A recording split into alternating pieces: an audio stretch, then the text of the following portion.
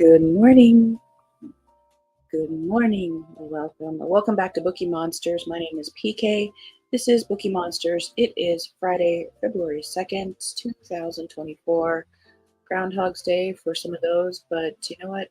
It's always going to be 6 weeks more of winter, no matter what happens. So hopefully you're not going to be having a day that repeats and repeats and repeats. Because that would suck. Announcements, no sprints tonight per usual. We do sprints Saturday afternoons at 1 p.m. Mountain Time, 3 p.m. Eastern, and they go for 5 hours. And let's check in. Good morning, Mary. Happy Friday. It's Groundhog's Day. Will Phil see his shadow or not? The burning question of the day. Isn't that strange? It's such a strange custom.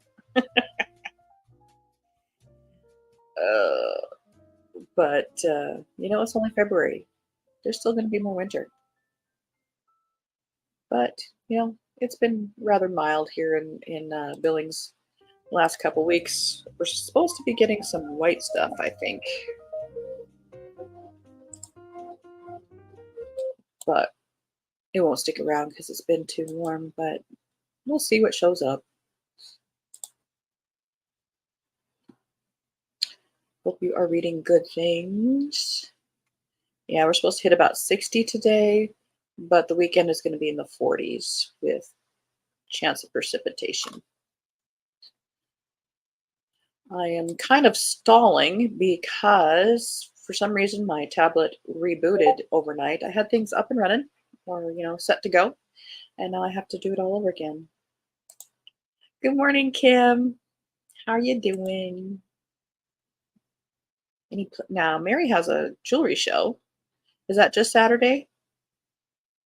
Or is it both days? You told us some about it. You're going to do good. You're going to do so good.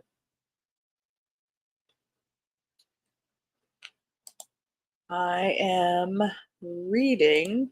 I started to read that romance book for Retro Romance Readathon for this month. And let me update I am at 56%. It's going fast. It's a category romance from Harlequin that the category line itself did not survive. It lasted only a couple of years, it looks like. It's called Flipside, which appears to be a little bit more humorous kind of books. And so, like a category romance, it is reading very quickly. But it's also being a really fun read. She is a contestant on a Survivor type of show, only there's 3 contestants and one super hot, of course, host guy who is not only good looking, he's nice, and their love story is being caught on camera. But it's also been very humorous, so I've been liking that. It's on Sunday. Okay, good. It's a local show, and the first time the Parks and Rec department has had a winter show. I did their summer show last year. It was a good one. Awesome. Is the weather going to be good where you are? I can't remember. Good morning, Kim. Glad you're here. All right, shall we jump into it? Okay, first, I need some more coffee.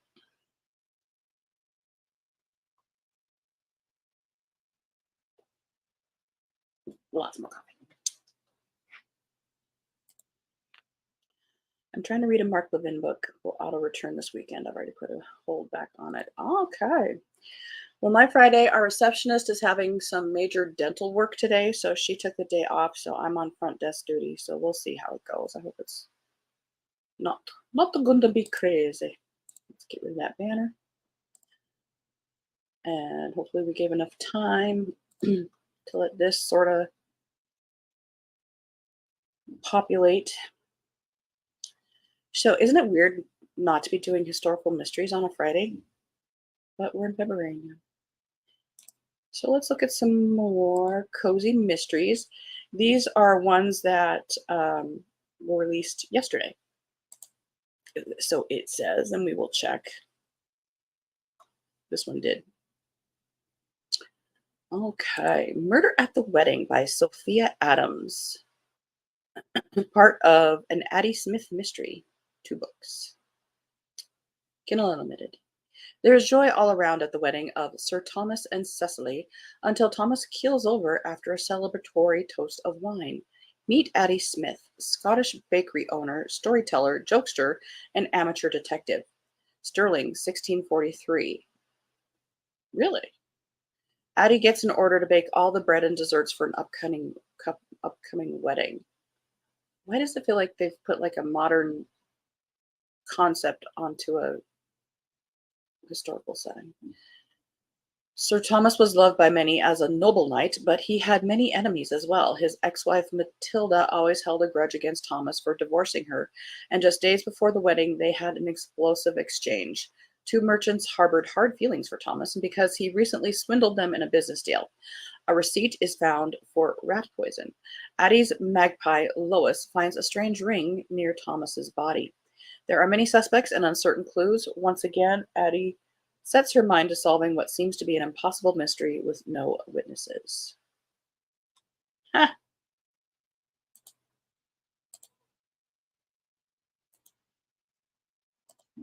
Was not aware.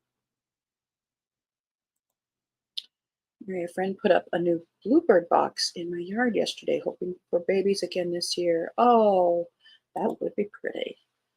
I was also reading book 8 of the V.M. Burns Mystery Bookshop series, so I can read book 9 that you got from the library. Pressure!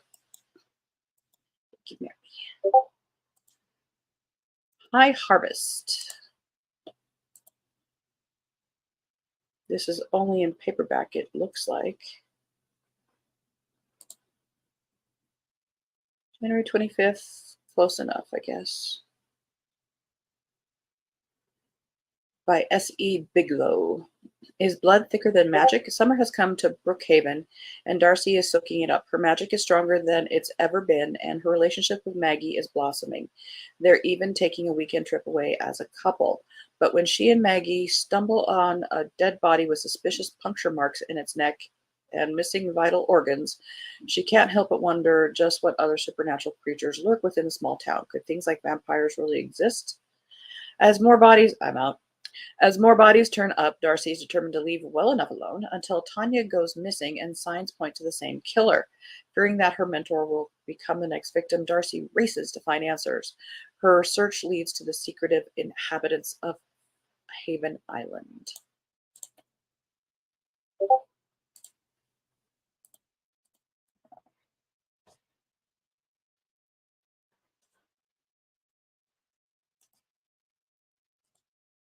And another one in the Cheringham that comes out in March.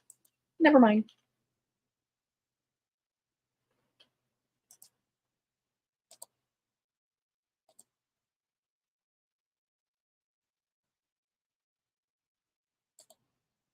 The Prunella Pierce Mysteries, books 1 to 3.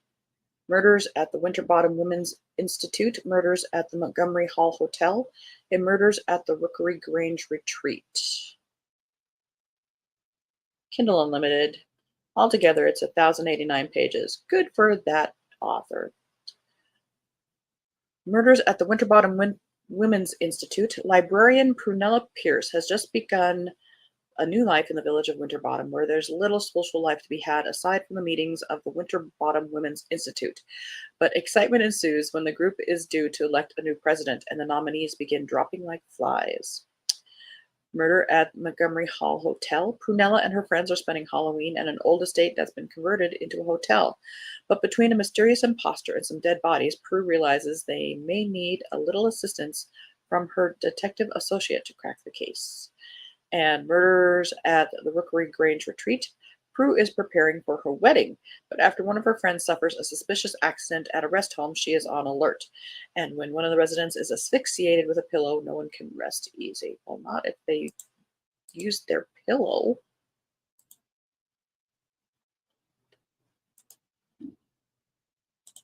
Brighten Your Corner by Michelle Levine.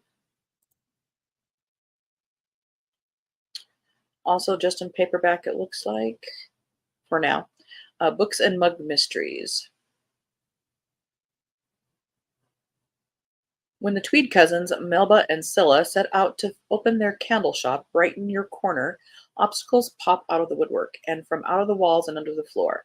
Starting with an overbearing cousin who wants to take over, insisting the shop was her idea, a nasty former tenant with shady business associates who insist the shop they now lease still belongs to him, and a family mystery tangled with rumors of a treasure hunt. The cousins at Book and Mug consider the Tweeds family. Eden, Kai, and Troy, with the help of Sandra and Rufus, are determined to help them through the threats and contradictions and increasingly odd and frightening incidents that just don't make sense. The situation gets serious enough that even the help of mysterious, cynical Nick West, with his powerful connections, is more than welcome. Even him. Casino Chaos. Now that's kind of a pretty cover for Casino.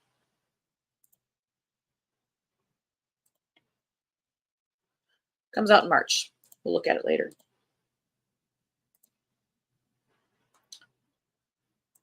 Brood in Betrayal.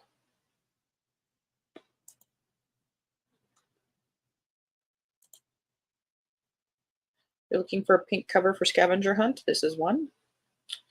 This is by M.J. O'Neill, second in the Second Chance in Cozy Mysteries. Cupid's arrow strikes deadly in Clinton, Georgia. Hearts, hazards, and hilarity. This Valentine's season, and if you're looking for something seasonal, the Second Chance ends heartbeats with a peculiar rhythm as Harmony Holt whips up romance with a zany zombie twist. Continuing the revitalization of her beloved inn, Harmony welcomes the cult phenomenon TV show Walker Zombie Ranger. And it's a Paka Love contest. Anticipation is rife for the live broadcast where love-struck fans vie for a date with the stars amidst a whimsical wave of Walking Dead. But the festival frolic turns foul when the local health inspector is fatally pierced by a Cupid's arrow, turning a symbol of love into a token of terror. A simmering kettle of suspects. The clock ticks menacingly for Harmony and her beau, Clinton's esteemed Sheriff Seth, to comb through a labyrinth of leads and dodge misleading trails. With the steep and bruised reputation and the liberty of Harmony's best friend's mother at stake, they delve into a murky world of fanatic zombie lovers, feuding TV stars, and mysterious guests. When the evidence points towards Seth's brother, the investigation takes a personal turn, steaming up tensions and putting their sleuthing and hearts to the ultimate test. Lots going on there. Betrayal in the Bay by Cindy Quayle. A Claire O'Keefe mystery.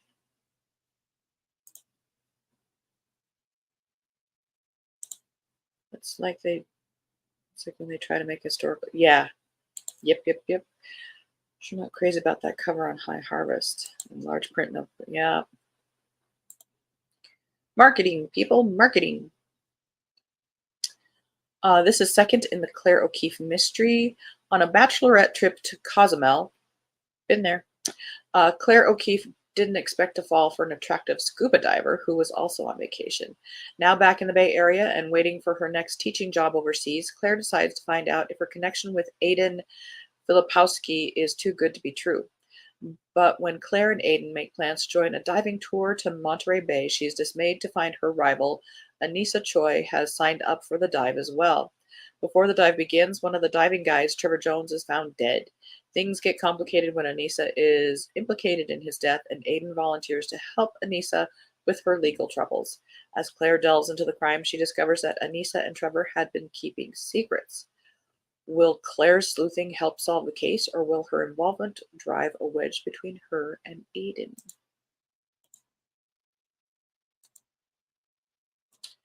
Tailor-Made Terror.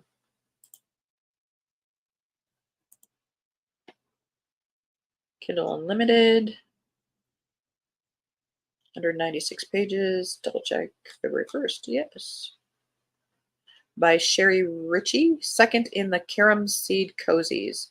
Righting wrongs can be dirty business. Peggy takes on a simple alteration job for the poison-penned editor of the Spicetown Star, and it turns into a covert operation involving millionaires and a federal fugitive. And that's it. That's all she wrote. Ominous Visions, Grave Decisions by Katie Upton. First in the Skylar Knight Ghost Mysteries.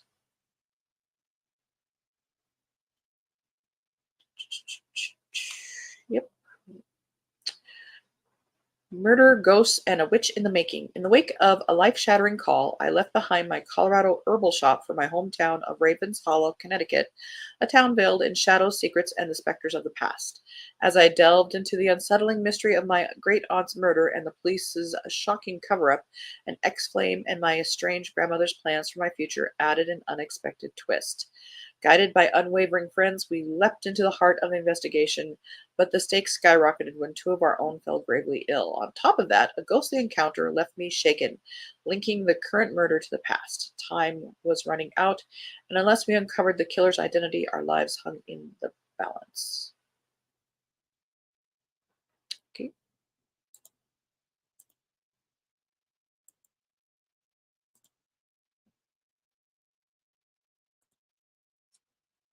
A Very Nutty Clue.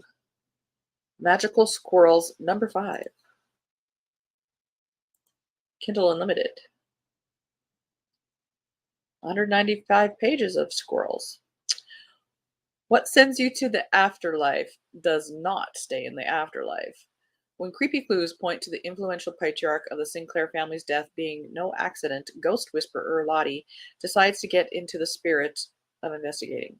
Between her ghost squirrel familiar, a ghostly chef, and a new job offer, Lottie struggles to keep her head above water with this case. But too soon she finds herself in grave danger under attack from a killer who wants to make her the next ghost. Can she channel her supernatural sleuthing skills to hunt down Sinclair's killer before they turn her into a phantom forevermore? Forevermore. Sloppy Joe, a haunted and harassed paranormal mystery, number 2, by Kelly Young, 260 pages. For fans of the Mudbug series by Jana De Leon comes a new cantankerous ghost to tickle the funny bone. When two ladies who happen to be ghosts have a knockdown, drag-out fight in Carmen's backyard, resident ghost Joe insists that she and her husband Bass lend them a hand, but can they help when it becomes increasingly probable that the two women killed each other? What does it matter? They're dead.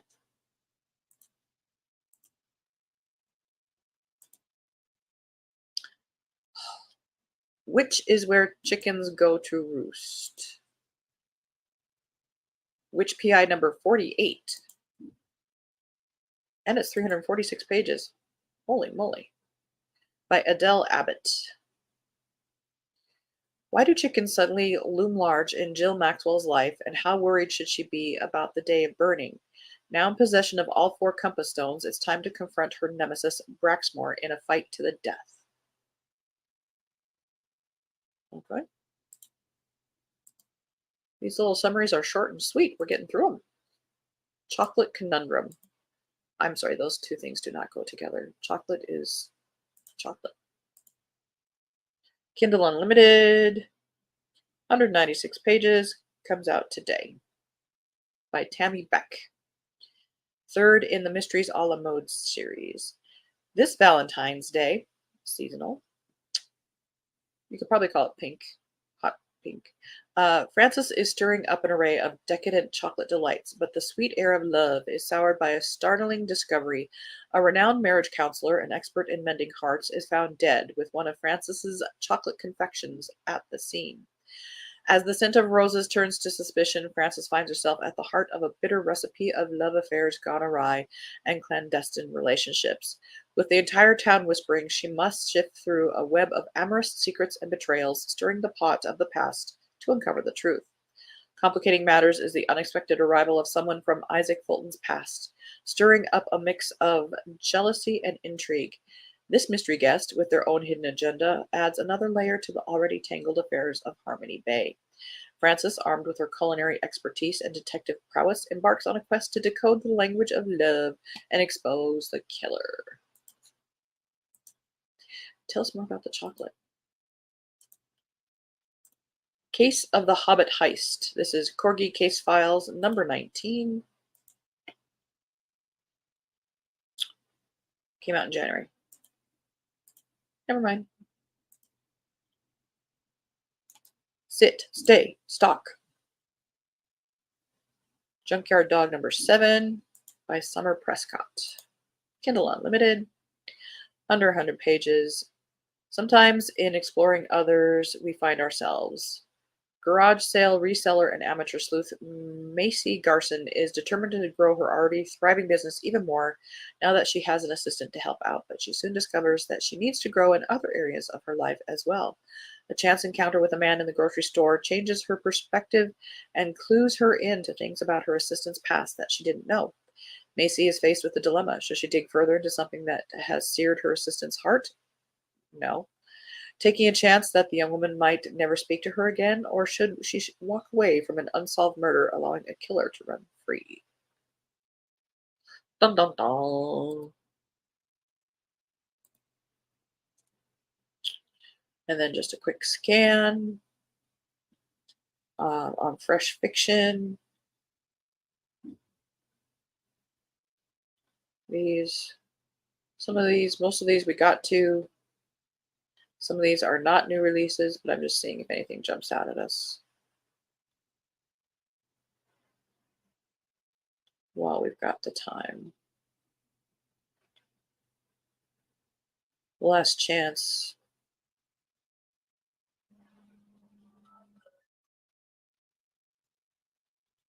Until we go to next week's offerings. Did we get that one?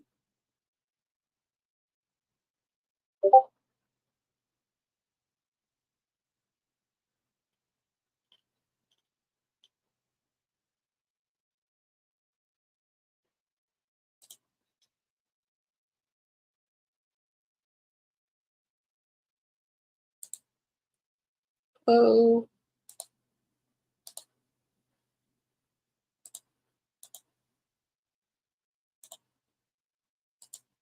All right. Well, that is 8.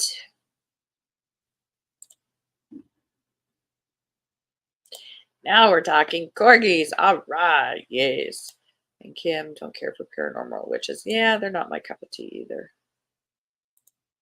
I don't think I'm ready for magical squirrels. Me either.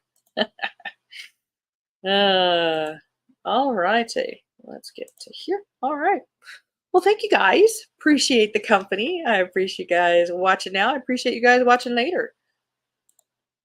Lottie Springs books have corgis. Oh, we like our fur babies. So, I hope you have a good Friday. I will miss you later today. Okay, gonna have lunch with a friend. Oh, how nice. And she's over an hour away, so drive time. No, you'll have a good time and a great weekend. Thanks so much. Oh, you betcha. If I don't see you tomorrow, Mary, good luck at your show, but you're gonna do wonderful. You'll have to tell us how it went. Um, and again, just reminder, sprints tomorrow at 1 p.m. Mountain Time, 3 p.m. Eastern, goes for 5 hours. Bring your own book, work on a craft or hobby, a puzzle, or just relax listening to the ambiance. No sprints tonight. Sprints tomorrow afternoon.